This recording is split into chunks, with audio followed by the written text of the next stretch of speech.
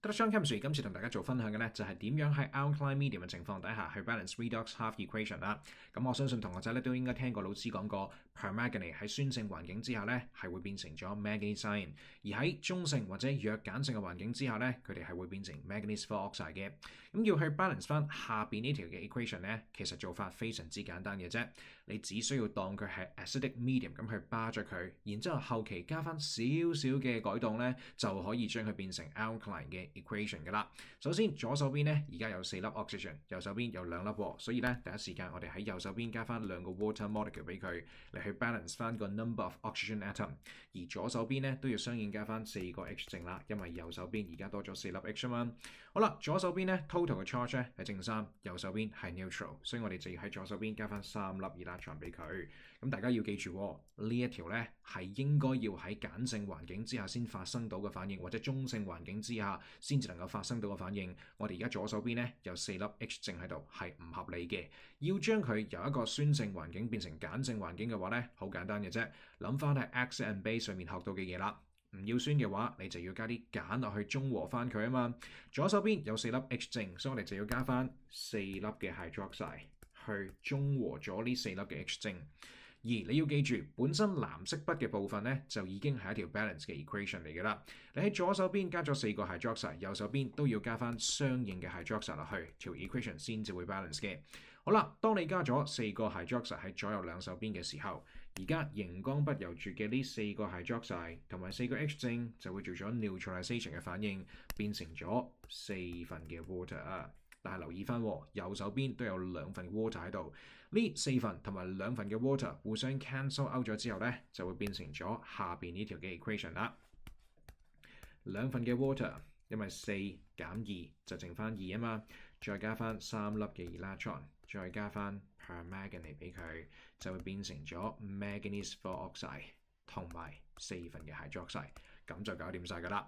你可能會話，喂阿 Shauna，alkaline medium 嘅 equation balancing 唔係 OC 嘅咩？ Kind of 啦，但係佢有作用㗎。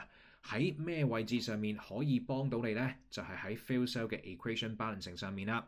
我相信咧，好多老師都係會叫你去背咗 fuel cell 喺 anode 同 cathode 嗰2條嘅 equation 嘅。其實你係唔需要㗎。首先你要記住嘅就係喺 fuel cell 入邊 anode 咧係放 hydrogen gas，cathode 係放 oxygen gas。咁如果我要你去估佢哋喺 redox 嘅時候做完反應之後變成啲乜嘢嘢，我話 H2 會變 H 正咧，我相信大家都應該係好容易背到㗎嘛，係咪？O2 會變成水咧，亦都應該係好容易就會記到嘅。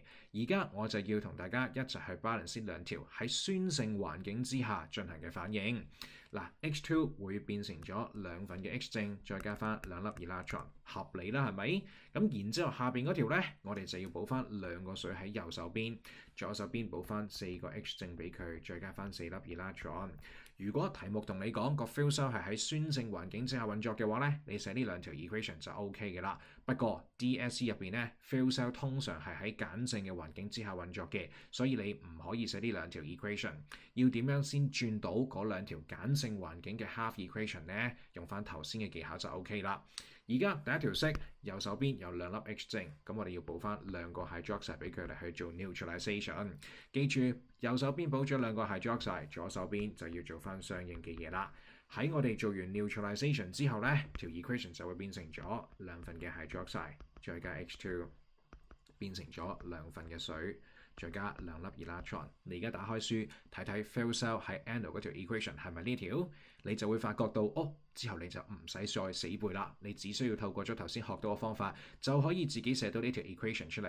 而下邊嗰條呢，亦都好簡單啦。左手邊補翻4個 hydroxide 俾佢，右手邊亦都補4個 hydroxide 俾佢。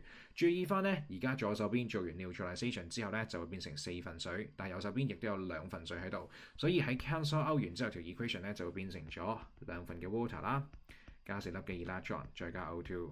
跟住就變成4個 hydroxide 啦。嗱，記住啦，下次去 handle 翻 fuel cell 嘅 equation 嘅時候咧，唔再需要死背啦，用翻頭先教你嘅方法嚟去做，就已經可以自己 work out 到出嚟㗎啦。